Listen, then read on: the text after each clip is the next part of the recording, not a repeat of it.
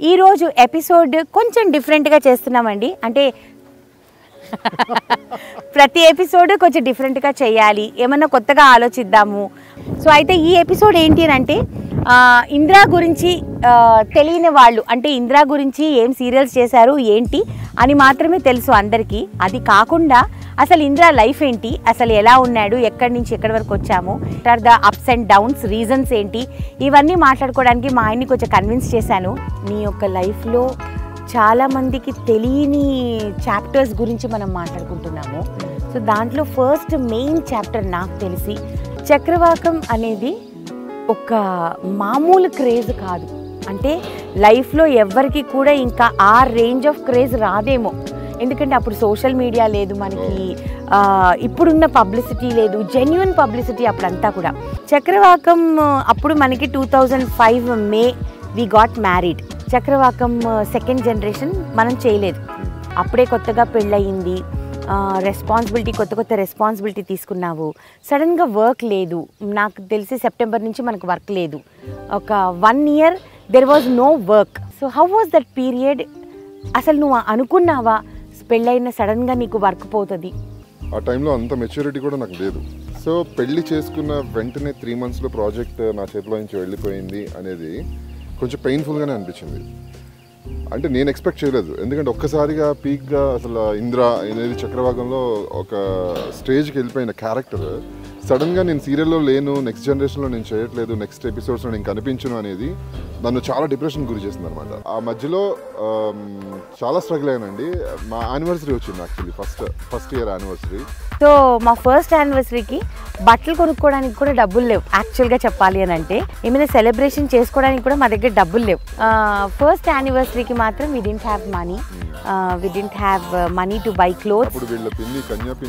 అవును, 7,500 rupees మా పిన్ని పంపించింది. ఆ డబ్బులతోనే మేము బట్టలు కొనుక్కున్నాము. 7,500 చాలా ఎక్కువ, 2006లో చాలా ఎక్కువ ఆ డబ్బులు. కానీ దాంట్లో మళ్ళీ మిగుల్చుకున్నాం మేము, మాకు ఎంత అవసరం అంతే పెట్టుకొని ఏదో ధాబాకి వెళ్ళాము.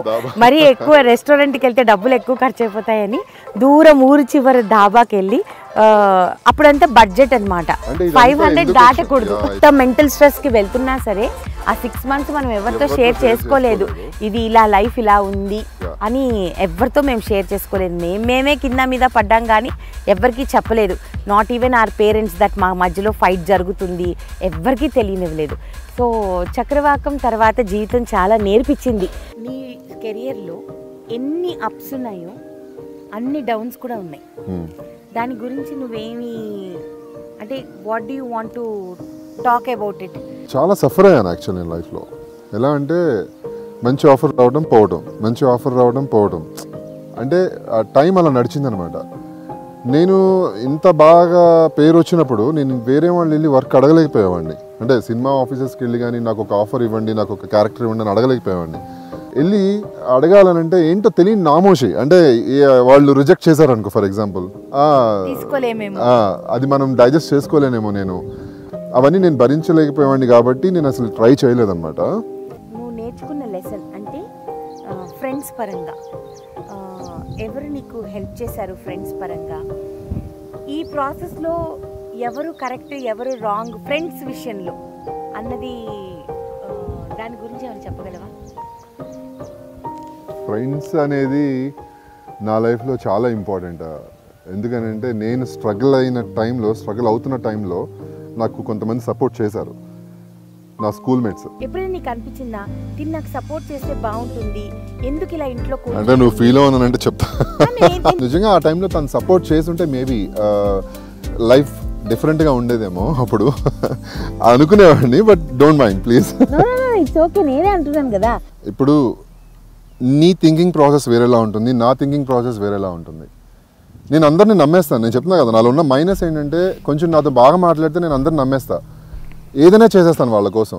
అలా చేసిన రోజులు ఉన్నాయి.